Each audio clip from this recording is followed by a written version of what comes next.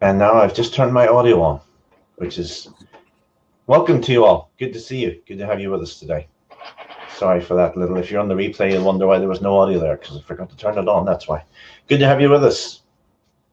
We're going to talk about coronavirus again today. There's been a lot of stuff happening in Ireland, certainly with coronavirus. All the St. Patrick's Day parades look like they're all going to be cancelled. Dublin's cancelled this morning, and they've forbidden anyone else in the Republic of Ireland to have a St. Patrick's Day parade, and I'm sure the North will have to follow suit in the next day or so. So it's hitting a lot of things across the world. Italy, all the football games are being played behind closed doors. All, I guess, insignificant things in the overall picture, but just an indication of how scared of this everyone across the globe actually is at the moment. So let us kick on with our webinar. Despite that, just checking that you can see me and hear me. Just let me know that you can now hear me and that you can see the blue slide. That would be fantastic if you just put that in the sidebar. You're all telling us where you're from, which is great. We've South Africa, Oregon, Carolina, Indiana, Germany, Canada, all over the place. So just let us know that you can see us and hear us, and we will get underway. And there's our first yes from Linda. Fantastic. Okay, let's not hang around. You already told us where you're from, so I don't need to hang around for that, and thank you for doing that. Let me tell you that on webinars, folks, sometimes there are technical issues. It's just how it is, and I hope it won't be tonight, but sometimes that happens. If you do have technical issues, the best way out of them is usually to hit the reconnect button on your screen. You could try using a different browser or turn off your ad blockers or your bar software. Any of those things would help. But certainly hitting reconnect is the main way to fix any issues that you may have. A quick disclaimer, nothing here has been evaluated by the FDA, and nothing we're going to tell you about in this webinar is intended to diagnose, treat, cure, or prevent disease. This is purely educational. And continuing that, Andrew is not a medical doctor. Andrew Saul is not a medical doctor. He is not dispensing medical advice. You should always consult your medical doctor before making decisions which affect your health. I have to tell you that legally, so please consider yourself told. The next 90 minutes, my goal is to ensure that hopefully it's enjoyable for you, and also that we can answer as many of your questions as we can, and hopefully erase your worst fears about the coronavirus. That would be what we would hope to achieve in the next 90 minutes or so. Just in case you haven't got a clue who I am, which is perfectly fine if you don't, I came into this health arena by necessity.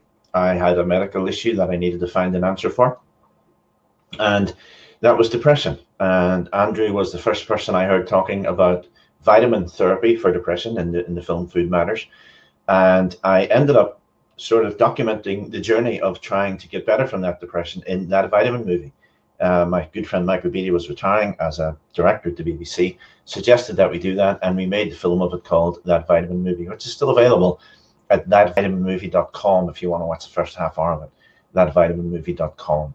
I then made the film Faith, Hope and Cancer, and Michael and I then made the series Live Longer, Feel Better, which just finished premiering about 2 weeks ago in its most recent form.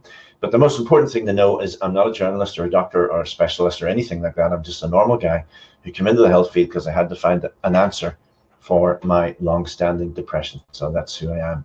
I also was a bit tech savvy and still am. So I put together Andrew's Facebook for him a long time ago, which he now runs basically all by himself because he's got the hang of it and everything's good and running well. So who is Andrew? Well, he is an author, many books under his belt by this stage, speaker, educator, has starred in various films, and basically is probably the world's foremost all-round vitamin expert at this stage. And he is also a big fan of The Simpsons, which is why that picture is on your screen right now. So he is also retired. He retired from consulting on a one-to-one basis many years ago, and basically doesn't write books and do that sort of stuff anymore at all. He is just taking it easy, as it were, or he was until the coronavirus appeared. And he's been absolutely up to his eyeballs, I think, 24/7, coordinating, reporting what's going on in China and Korea, and because he's personal friends with a lot of the doctors involved in what is happening out there. So that's really what Andrew is doing at the moment and has been doing. During the presentation, I am going to take a short break and tell you about Andrew's online vitamin course, which is called MVF. That'll take about 8 or 9 minutes just. I will in no way be pushy or salesy about it. You're welcome to go make a coffee or leave the webinar if that annoys you in any way at all. Andrew's, like I say, has been working night and day in the last couple of months to get the word out about vitamin C.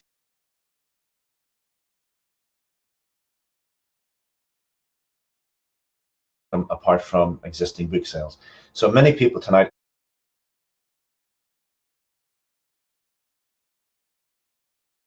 to tell people about it and leave it open to them if they would like to find out some more. You will have seen all over your newspapers, all over the media, coronavirus is what everyone is talking about worldwide. Protect yourselves, and on and on. And really, if you go to your doctor and ask, you're not going to get doctors that really are considering natural ways to help deal with this or to cure general disease. And they won't even discuss those. And like I say, the media are not going to really look at the natural ways either. So hopefully Andrew is somewhere in upstate New York. Let me see if we can buzz him in here. There he is. I can see you. I'm not sure yet. Yeah, I can hear you too. Well, there you go. Good to see you, sir. Well, thank you, Trevor. It's nice to be able to share this with a whole lot of people. How many folks are tuned in right about now?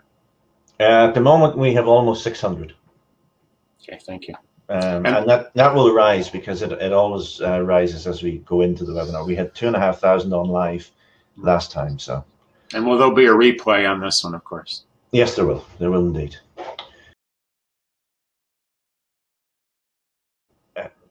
In the last 4 days since we talked last, has anything developed? Is anything happening in Korea, in China, that would give us cause for hope or that give us cause for fear? The answer is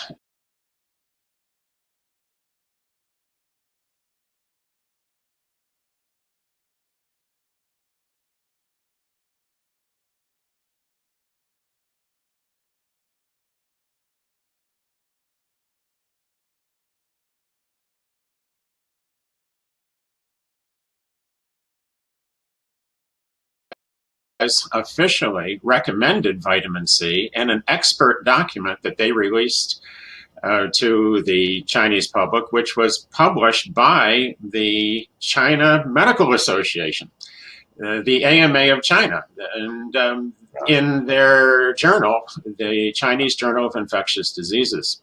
So if anybody's telling you this is false news or fake news, they are just talking right out their ear, to put it very politely. And you need to understand that China is a country of somewhere in the neighborhood of 1.33 billion people or more. And this is a very significant occurrence. So we have to deal with the problem where it sits. And if you think you're worried in Britain or Ireland, or if you're in the United States or France or Germany or Italy, you have reason to be concerned, but you don't have reason to worry. Because compared to what's going on in China and Korea, it's really pretty mild. And that's the first thing I want to point out, that the media is extremely quiet on this. Most people who get coronavirus, COVID-19, will have a mild case. That's the first thing you need to know. The second thing you need to know is that of those people who have a relatively dramatic bout with coronavirus, they will have what they would have if they had a really wicked cold or a bout of influenza. And most of us have had colds and influenza in our lives, in many cases, many times. This is basically the same thing. The coronavirus that we have now, COVID-19, is the same kind of virus that causes the common cold. It's just a little nastier variant of that.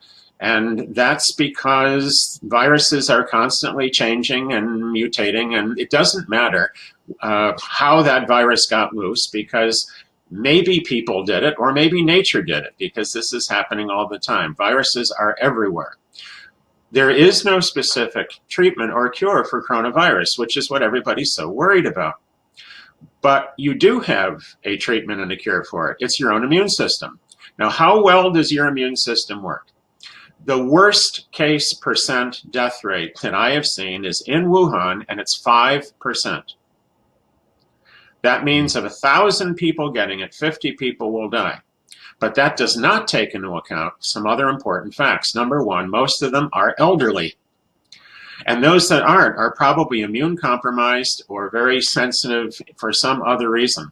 And the standard of living in China and Wuhan is probably not as good as the standard of living where you live. The pollution is higher, the availability of vitamin supplements is lower, fewer Chinese take supplements than a similar per capita look at the United States or say UK.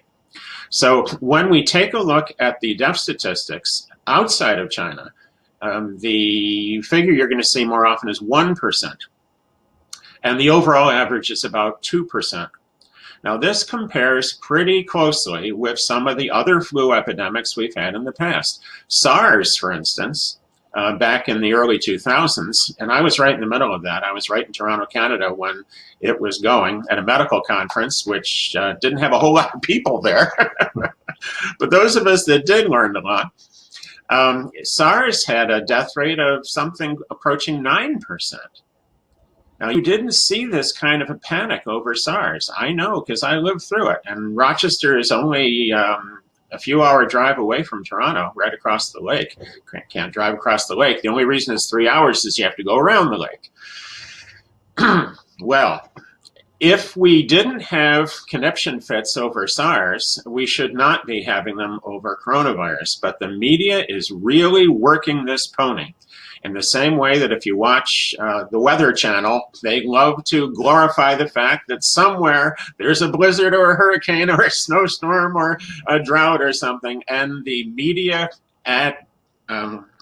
rule is if it bleeds, it leads.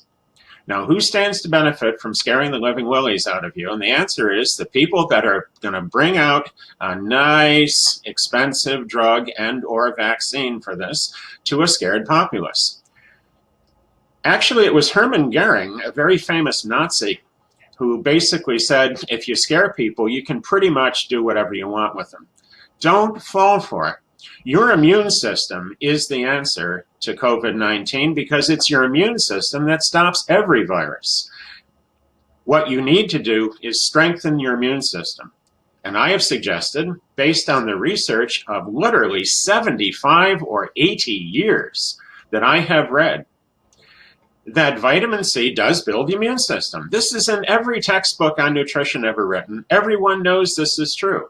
So I have been really treated with a certain amount of hostility by the American and British press and Facebook and anybody else, and certainly the old fact checkers who are insisting that I'm wrong and they're right. But that's not true. I don't mean to sound a little bit megalomaniac here, but the truth of the matter is very, very plain. The body needs vitamin C for a strong immune system. It needs more vitamin C when you're sick. That's my point. And the big argument comes in, how much more? And the answer is a whole lot, because a really high dose of vitamin C is an active antiviral. And we know this because of the work of physicians like Frederick Robert Conner and Robert Cathcart. These are medical doctors who used vitamin C in very high quantity. And this work was done in the 40s, 50s, 60s, 70s, and 80s. So we have decades of physician clinical reports and publications on this, and the media is just not allowing this. Literally, when I posted about Dr. Robert Cathcart and his professional opinion, Facebook put a gray block right over it and said this is fake news. And the New York Post, if you see that image now, they are calling this pretty much folly, near lethal doses. And of course, with vitamin C, which is the primary way to build your immune system, you couldn't get to a lethal dose if you tried. I mean, you really can't. The LD50, or the amount that would kill 50% of animals taking it if they were human body weight, is somewhere around 750,000 milligrams. And it is ridiculous to think that that is going to be a problem. The highest dose I know of that was ever used of vitamin C would have been about 250,000 milligrams or less by Frederick Robert Conner. By Dr. Robert Fulton Cathcart, excuse me. Cathcart used up to 250,000 milligrams of vitamin C, I understand. Usually it was more like 100, 150,000, oral and IV, sometimes combined. And he is a doctor who is qualified to say that this is the amount that is necessary for very sick people. These were people with hepatitis or pneumonia or AIDS or very, very serious influenza. Now we're talking about deaths. Now let's make the next point. The next point is this. The danger with coronavirus is not the virus. It is if your immune system fails to stop it. 95 times out of 100, even in China, people will recover. They will not die. Now, I don't want you to be sick for 2 weeks. Nobody does. Fine. Wash your hands. Do all the other things you're supposed to do. Use good common sense. Eat right. Avoid junk food. No sugar. You know what to do. But in addition to that, you need more vitamin C. And if you're preventing, the amount of vitamin C you need is very, very small. If you want to prevent death in the elderly, studies have shown that only 200 milligrams of vitamin C a day will stop 8 out of 10 elderly with severe pneumonia from dying. Now, the RDA in the United States, and by the way, elsewhere, is about 90 milligrams a day. In some countries, it's 100. China is one of those. If you double the Chinese RDA, you now have an 80% reduction in deaths. So this is what a little bit will do for you. Now think what a lot will do. And the whole point here is to recognize that the studies being done with intravenous vitamin C are using much more. They're using at least 6,000 milligrams a day and as much as 24,000 milligrams a day, but that's by vein, so it goes right in. And it's all the more effective. This is for people in intensive care. This is for people that are going to die, probably, unless you give them the IV of C. Does that mean you and I need IVs of C? I don't think so. We should prevent. That's why we take oral vitamin C.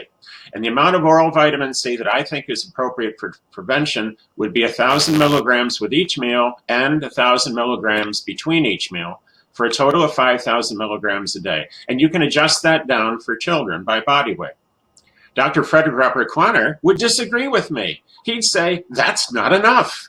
He recommended 1 gram per year of your child's age per day.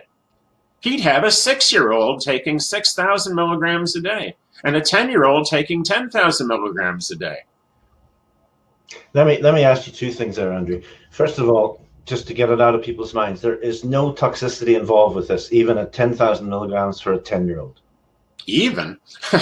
Well, this is one of the safest substances available to the physician. And I'm quoting Dr. Quanner when I say that.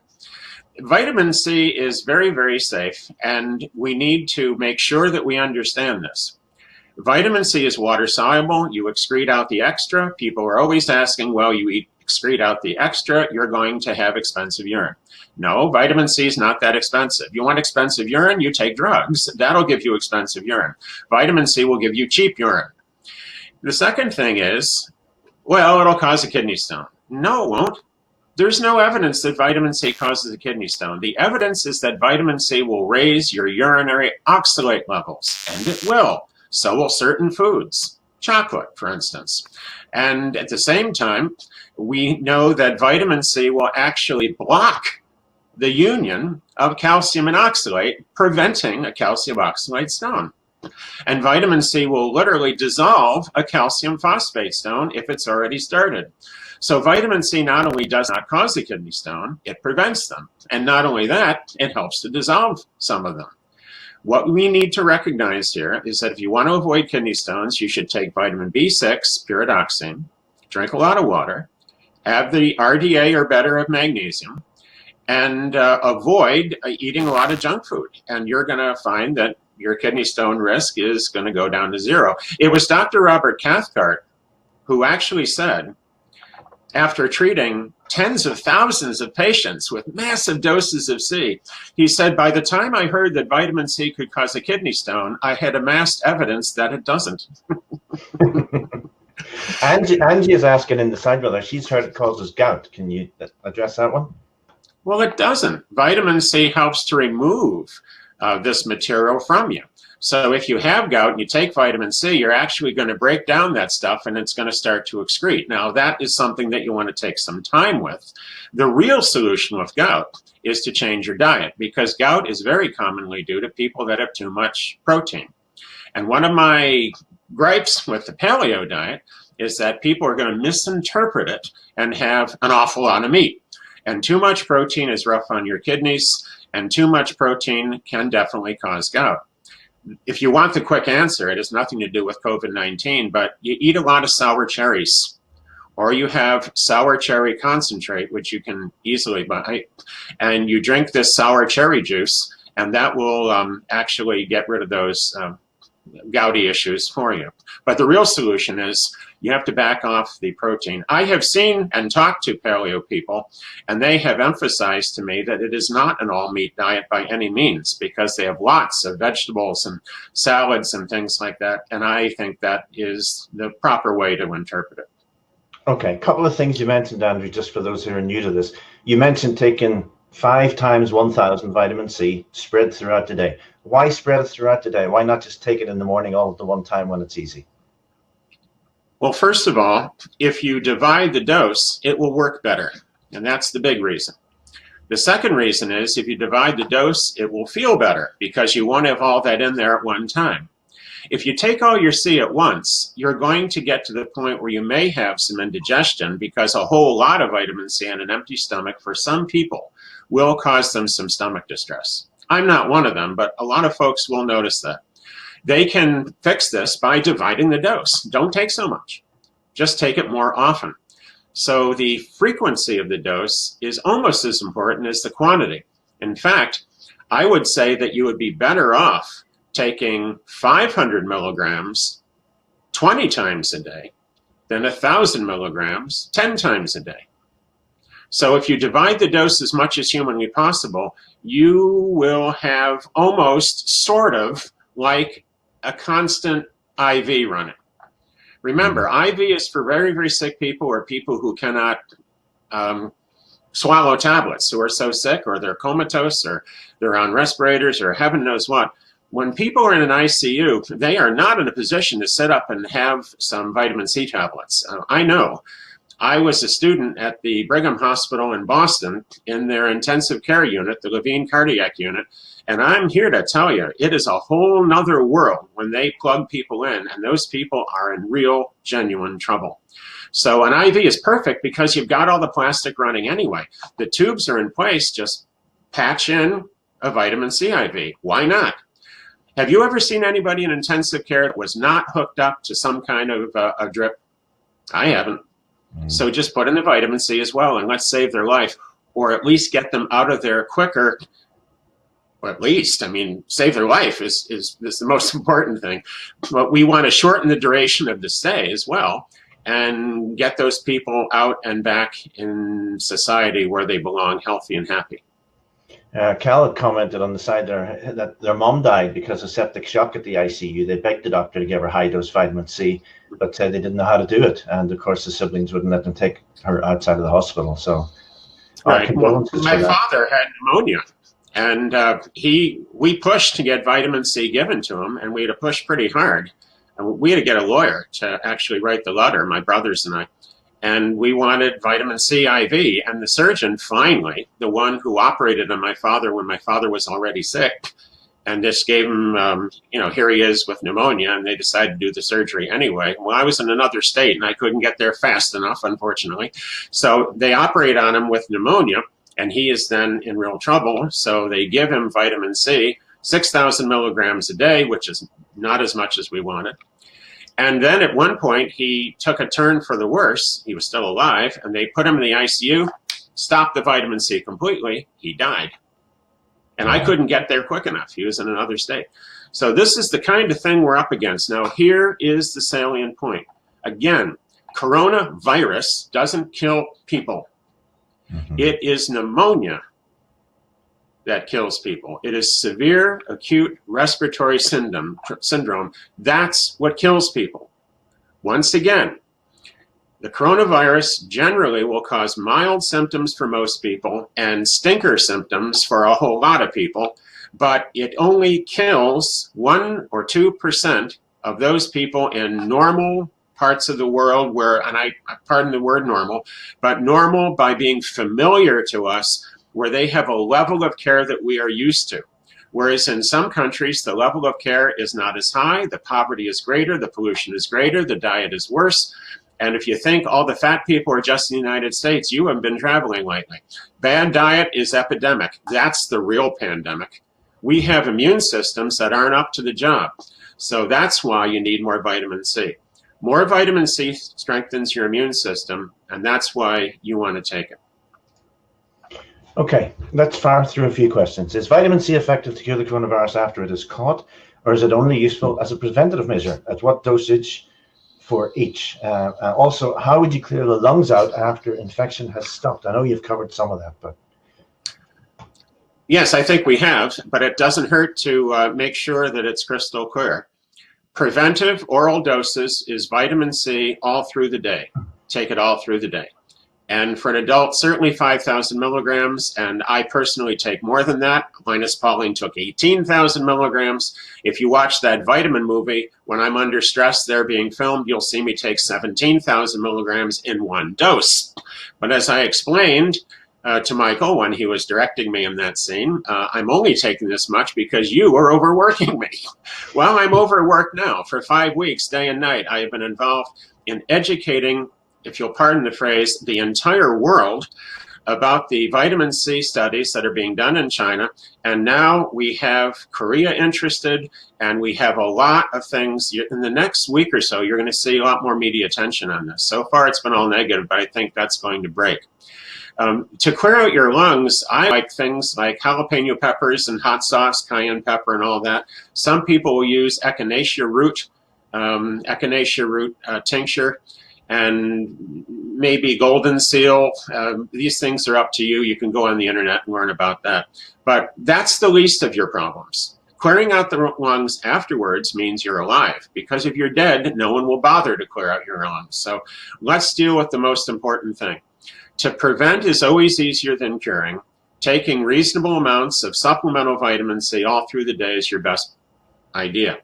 If someone is very sick, they can take vitamin C orally to bowel tolerance. You don't need an IV. I have never had a vitamin C IV. That may surprise you. But I take 18,000 milligrams a day. That's why. And when I get very sick, and I have had influenza, we all have, haven't we? When I have influenza, I can hold over 100,000 milligrams of vitamin C. And you might say, well, gee, that's an awful lot. How do you know it's not too much? The answer is bowel tolerance. You take vitamin C to bowel tolerance. Oral doses, not IV, but oral doses have a shutoff indicator. When you get flatulence, gas, rumbling in the belly, loose stool, that's a sign that you have reached bowel tolerance. Bowel tolerance means exactly what you think it does. That's a sign that you have reached your maximum oral intake. That is vitamin C saturation. But it only lasts for a few hours. So you don't stop for the day, you stop for a while. And then you take a little more a little later. And the idea is to take enough C to be symptom-free, whatever the amount might be. Now, I came up with that jingle 4 decades ago, and I still think it's pretty good. And I would recommend next time you go to the tattoo parlor that you have them put that on your arm. So vitamin C is to be taken to the amount that works. And everybody's asking this question. Here it is. How much should I take? I don't know. You don't know. But your body will tell you if you try. So you start taking some C, and you take enough C to feel good. If you feel good, you're okay. If you have symptoms, you should do something about it. Just today, I started sneezing about 3 hours before the seminar, thinking, you know, if I sneeze through this particular webinar, people are going to think one of two things. One, he's got COVID, or two, he's an idiot. So I took vitamin C. Or both, or neither. If you're one of my fans, you probably just say, you know, that's life. Everybody gets it once in a while, man. It's no big deal. But I didn't panic. I didn't cancel a parade because of this. I just went and took some C powder. Mm-hmm. And I took vitamin C powder. I took probably about 10,000 milligrams, a little less, and I just scarfed it right down. That's our family's expression for belting this stuff down real fast, followed by several rinse swishes of water to remove the ascorbic acid from the teeth, which is a good idea. And then I had a little snack, which takes away the taste. If you have children, use the sweet juice. It works very well. Or use sodium ascorbate. Now, sodium ascorbate works just as well as ascorbic acid, but it is pH neutral.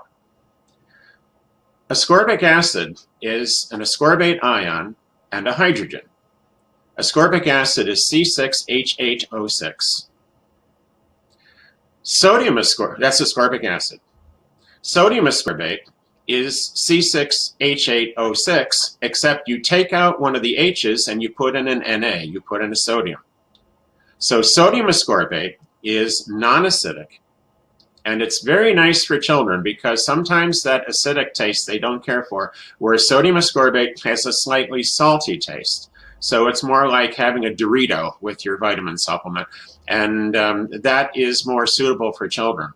Some kids don't mind ascorbic acid, mine didn't, but my grandchildren kind of do. They prefer sodium ascorbate. Either is fine. The big advantage with sodium ascorbate is that you can also use it for intravenous use because it's pH neutral. And for those who are wondering if they can do intravenous vitamin C at home, the answer is no. No, you can't. You need a licensed health practitioner to provide you with an IV of vitamin C.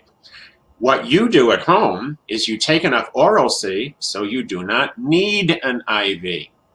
I'm not against going to doctors. I know I have a book called Doctor Yourself and another book called Fire Your Doctor, and it sounds like I'm anti-doctor. No. The secret is not avoiding doctors. The secret is not needing doctors. Mm-hmm.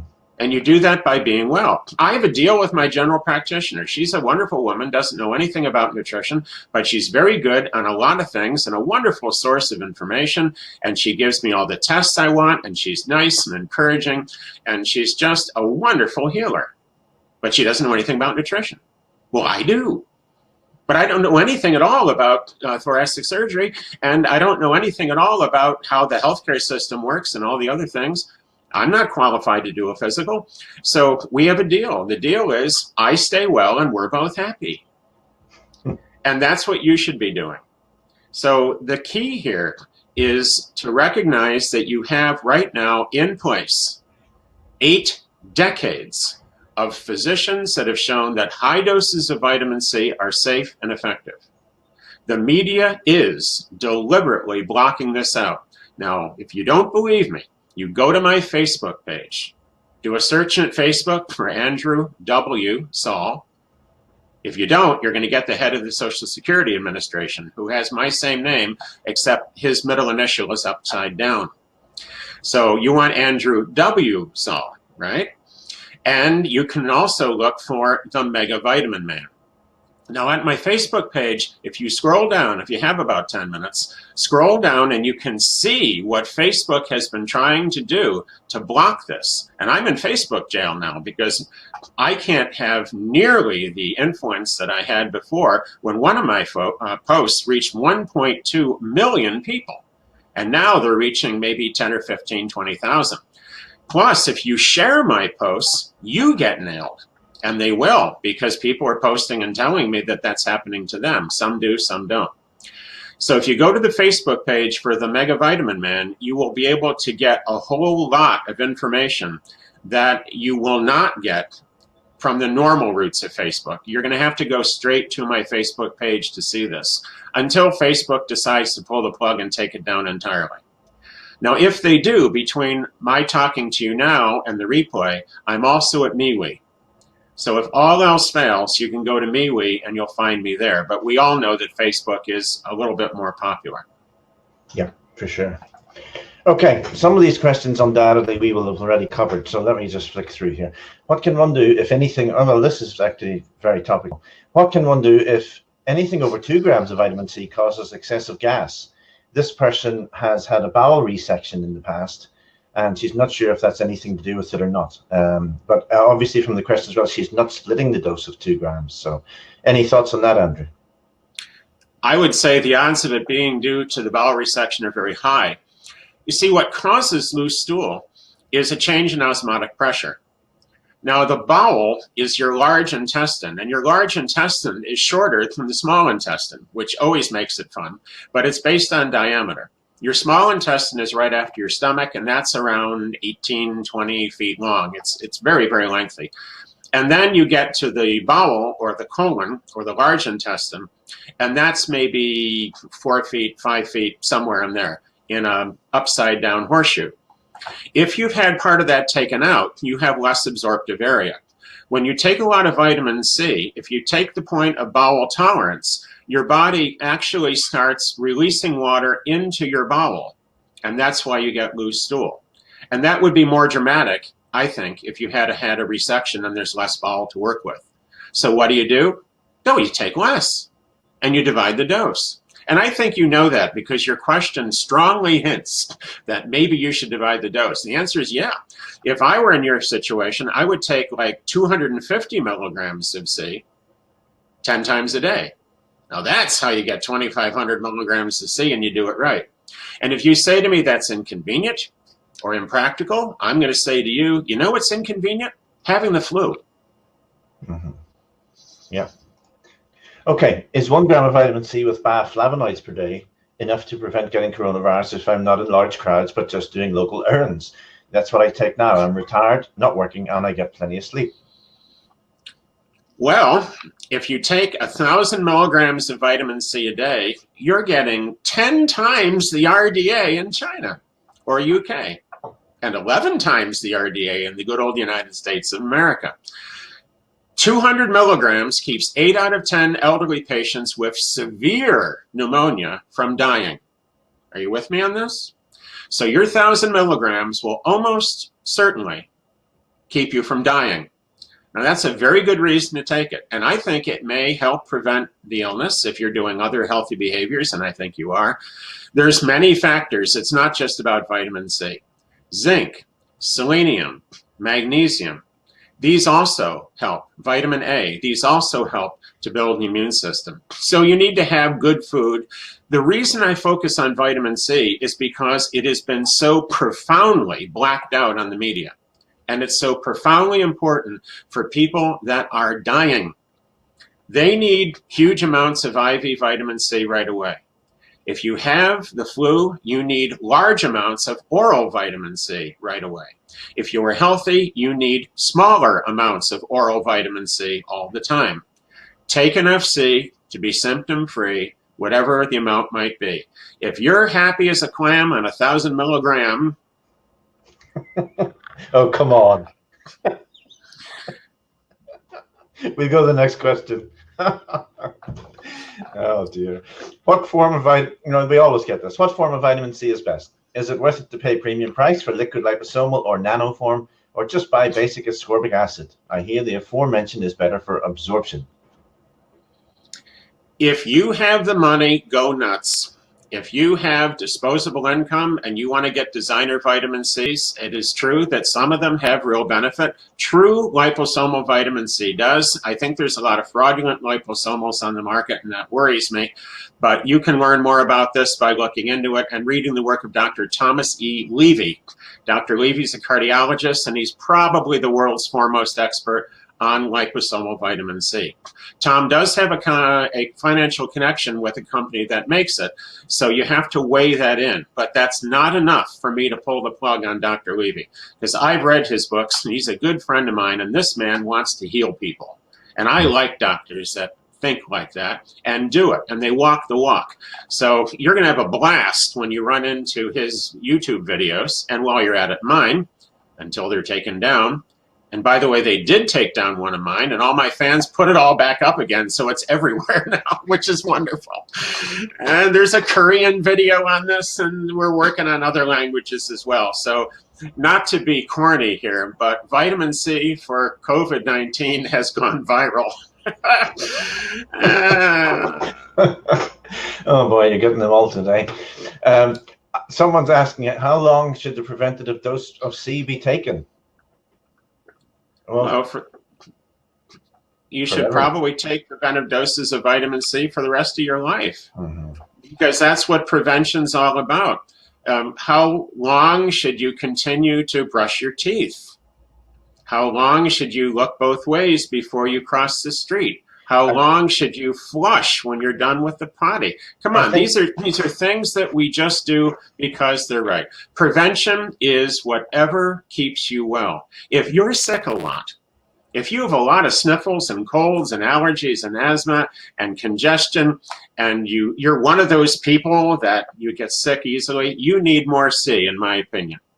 Yeah, and if you're, what you said, Andrew, is so true. People need to keep in mind, this is about strengthening your immune system. It doesn't matter if the virus is out there or not.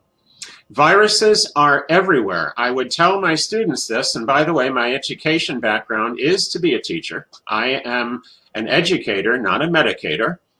And I have taught every grade there is, from first grade all the way through postdoctoral. I've seen them all, and I like them all. And when I teach this, I'm always trying to stress to people that you have to see for yourself. You've got to look into this and find out what works for you. Yeah, absolutely. One of my health professionals feels that high doses of vitamin C, above 100 milligrams, can upset our oxidative balance. Is this a thing? Well, let's just really make this easy.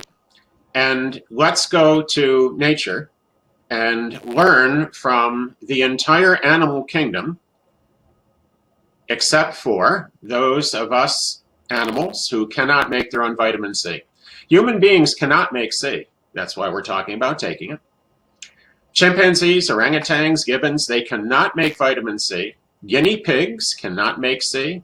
The red-vented bulbul cannot make vitamin C. That's a bird. The fruit bat cannot make vitamin C, and if you think about it, it makes sense. It doesn't really need to, does it? You wouldn't want a bat with bowel tolerance flying around your belfry, now would you? So most animals, though, make their own vitamin C. Fleas, cats, dogs, rats, sharks, they all make their own vitamin C.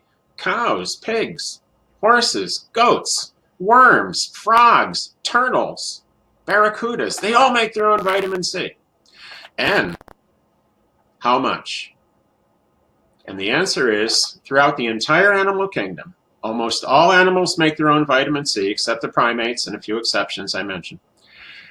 Per human body weight dose equivalent, animals make between 1,500 and 11,000 milligrams of vitamin C a day, somewhere in there. Basically between 1,000 and 10,000, more or less. Now, animals make that much. Why would they do that if it would upset their oxidative balance?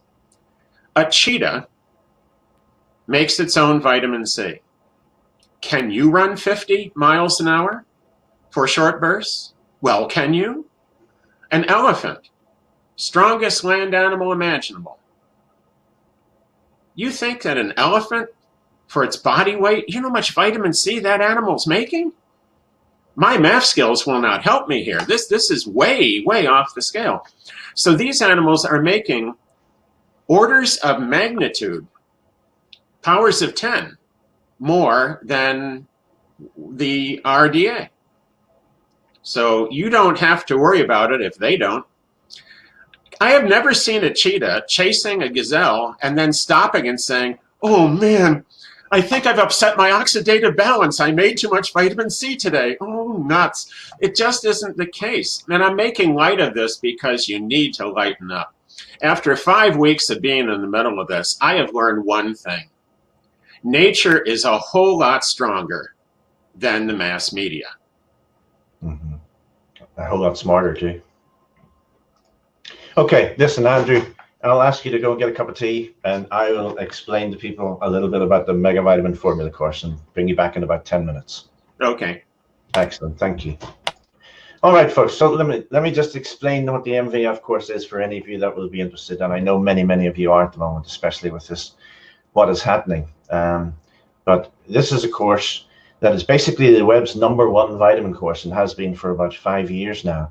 It is an online course that is the only place that you can now ask Andrew actual personal questions about your own health. Like I say, he stopped several years ago in one-to-one consulting. The answers that he gives in the course are much more comprehensive than you might see today, because we keep the numbers in the course very, very small. So there's not that many people enroll in the course at one time. When does it start? The next one is starting on Thursday, the 26th of March, 2020. So that's 2 weeks away. And what is actually in the course? Well, there's 21 daily video lessons. Now, sometimes we'll say 22. That's because there's 2 lessons on the last day. So if I say 21 or 22, you can intersperse those either way, because it's really 22. What do they cover? They cover vitamin C, 2 lessons on vitamin C, then a lesson on the different forms of vitamin C, then niacin part 1, niacin part 2, one on the B vitamin family, and one on vitamin A. Now, all these lessons are between like 25 and 40 minutes long, so fairly comprehensive lessons.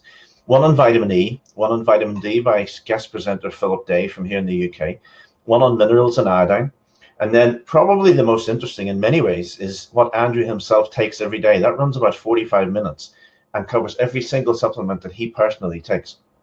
Then where to start your own vitamin regimen, what you should buy, vitamins for the elderly, then whole foods and whole food vitamins, and then 4 on juice protocols and how the supplements and the nutrients from the juice can do so much good, something that's pretty much forgotten nowadays. Then there's a new one on mindfulness, one on the power of belief and how what you believe actually affects getting well and how quickly you get well. And then, like I say, number 22 is from this day forth. It's really, what do you do from here on? How do you move forward? That's what the daily lessons include. There's also a bonus video section called the Top 10 Orthomolecular Protocols. They cover things like cancer, Gerson therapy, multiple sclerosis, alcohol withdrawal, arthritis, depression, intravenous vitamin C for cancer. All those are covered in the top 10 nutritional protocols, another video series that's included. Then there's a bonus interview section. That's 4 long interviews with Andrew about his own life and how nutrition affected the various parts of his life. Really interesting in that it shows where all his beliefs came from and where all his motivation came from to study what he has studied for the last 40 plus years. Then what interests a lot of people the most is the live webinar element. If you go in at the gold level, there are 2 live Q&A webinars where you are welcome to submit 2 questions to each webinar. They will be answered for you. If you go in at the platinum level, you can submit 2 questions to each of 4 different live webinars. And that really is where a lot of people get the extra value from the course. Plus, if you go in at platinum level, there are an extra 42 existing webinars from past courses that are thrown open to you. So anyone else with your questions, it'll be relevant to you as well in the answers there. Some other additional bonuses. There's a presentation on women's health issues by Helen Saul Case. That's Andrew's daughter. There are 6 extra summit presentations from Andrew himself in various summits, like that Vitamin Summit, that Vitamin Summit 2, and a couple of tongue-in-cheek motivational videos from Andrew to keep you going right through the course. Another new bonus is the Nuts and Bolts course. That's a 4-part video series that's thrown in there as well if you go in there at the higher levels. Everything is on video and it's all downloadable, so you can download this to your own computer and keep it permanently. Everything is also on audio MP3, and everything is on PDF transcript. So if you learn better from reading or from listening than you do from watching, then you're covered. There's 12 months access to the VIP site included, and there is also a private members Facebook group called the Mega Vitamin Formula Alumni Group. That is included as well. So like I say, everything's on video, everything's on audio, everything's on readable transcript, 12 months access to the VIP site, which means really it's lifetime because you can download and keep everything permanently. Now, numbers are strictly kept limited, and every time that we run this, it sells out. So just so you know that the numbers are small, especially at gold and platinum level, and every time gold and platinum will sell out first. So what you're getting, 22 daily video lessons, 22 audio MP3 lessons, 22 transcripts, the top 10 protocol videos, the Nuts and Bolts series, the 3 bonus videos, 4 extended interviews, 4 live webinars if you're at platinum, and 42 recorded webinars if you're at platinum. It's an incredibly comprehensive course. Now, I had a look for an alternative online course to give you something to compare it to, and I could only find one, and it covered such things. It said, like, do supplements work? Are they safe? What about bad combinations? can't food provide the same nutrients, stuff like that. And the cost of that alternative one was a eye-watering £900. So over $1,200 for that alternative course. This is the normal price of the Mega Vitamin Formula course. Andrew's course runs from 177 to 347, but as a webinar special, the price today that you would pay would be nothing near that. It's available from $97 for everything you've seen there, up to $247 for the platinum. So you can see a bit of a difference from the alternative course there. I've just put a button on your page if you're interested in this. Excuse me. If you just click that button and go in, it'll explain the different levels and so on and so on, and you can grab whatever might interest you there. There's only 67 spaces at this reduced rate available, and in some ways enrolling can save you money. Let me tell you what I mean by that. I have someone, they're actually a friend of mine in the health world, and they sell the supplement bundle for a whopping $849. Now, the thing about Andrew's course is he goes through everything and tells you what you need and what you don't need and what's a complete waste of money. So in some ways, this can save you, if you're already spending a lot of money on supplements, this could save you in a month what it's going to cost you. Another example is one kind of vitamin C that's widely taken and costs so much more than normal vitamin C. He explains that it gives very additional minimal benefit, and you're actually wasting your money by going down that route. So what have some other people said about this course? With this I'll finish and we'll go back to our questions. Well, John said, I'm enjoying the program immensely and the webinars. I can listen to and watch Andrew all day long. I'm so glad I decided to take part. Thank you for making this program available to us. Chantal said, thank you for changing my life. I no longer take antidepressants. Instead, I use niacin, vitamin C, B complex, omegas, and vitamin D. Summer said, what fantastic videos and course. I have done many courses, some 10 times the cost of this, and wanted to leave feedback to say this is excellent. Very clear information, easy to watch, and Andrew is superb.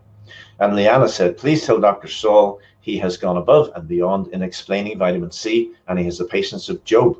Your course is worth $1 million to me. Thank you will never be enough because you have saved our families' lives. You're a godsend. Thank you. Thank you. And comments like that make us feel pretty chuffed with ourselves, because that course has helped thousands of people and will continue to do so. So if you're interested, just click through there and you can find all the information. There is a 7-day satisfaction guarantee. So if you order it, watch the first 7 days of it. If you don't think it was worth your investment, just let us know and you get your money back straight away. It's not an issue. So do that within 7 days and you will get your money back. Last time, you get 22 daily video lessons, audio versions, PDF versions, the top 10 protocols, the nuts and bolts series, 3 extra bonus videos, 4 extended interviews, and all those webinars. Just click the button and you'll get all the options that are available if you would like to do that. So let's go back to your questions. Hopefully Andrew is in the background somewhere, and we will go straight on to this one. Here we go.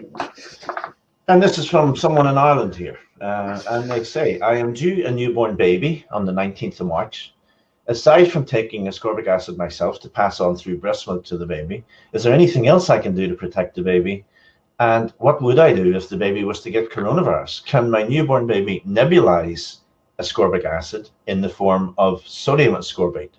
There's no intravenous available in my country. I would dispute that. There actually is if you look hard enough, but it's not readily available, I would admit. That's true pretty much worldwide. If you look hard enough, you'll find someone who will do it. I know people in the United States that go to another state, and I'd like to remind you that this country is fairly large. So when we talk about going from state to state, we're not talking about going from city to city or county to county. We're talking in some cases hundreds of miles, or if you're in Texas, wait. So you have to look for it. That's the first thing. But the trick is to not need it. And the way to not need the IV at all is to make sure your oral dose is frequent and age and weight appropriate. Good for you. Breastfeed that baby. That is the #1 immune booster that you can do to the baby. I am a big fan of the La Leche League, and the breastfeeding mothers of the world have done the world a huge service by making sure that babies get the best immune boost they can get, and that's breast milk. if you take, Mom, more vitamin C, some of that will go into the breast milk. And please don't ask me how much, because how do we know? Who knows how much you take every day? Who knows what you're doing, how stressed out you are? I'm going to guess that with a newborn baby, you might be somewhat stressed. I know as a newborn dad, I was a little bit stressed. So moms especially, they are not only needing C for themselves, but also for the child. Take enough C to be symptom-free. What we did when my children were infants is we would take enough C till Mom got to bowel tolerance. That seemed to be about right. And if I felt that they needed more vitamin C, we would take a chewable, tasty vitamin C tablet and powder it very, very, very finely into a little bit of powder and put that right on the nipple, or just put a little bit in the baby's mouth before dinner, before they nursed. And then it washes down, or at least some of it. Sometimes a little bit will come out, but who cares? So a little bit of C powder from chewables is not going to give them a taste rebellion issue here. The other thing that you can do is you can get liquid vitamin C. And the way you decide on what liquid vitamin C you get is you look for one that is delicious. So read reviews or taste it yourself. Get a really tasty one. My daughter and my grandchildren, of course, accordingly, have had very tasty vitamin C liquids. I would like to have some of that myself, but it's kind of expensive. Next point, when you get liquid vitamin C, there's probably going to be some kind of sweetener in there. Look the other way. You want to get the C down the child. You do not want to fight. You want to make sure it's tasty. So some kind of a sweetener is okay.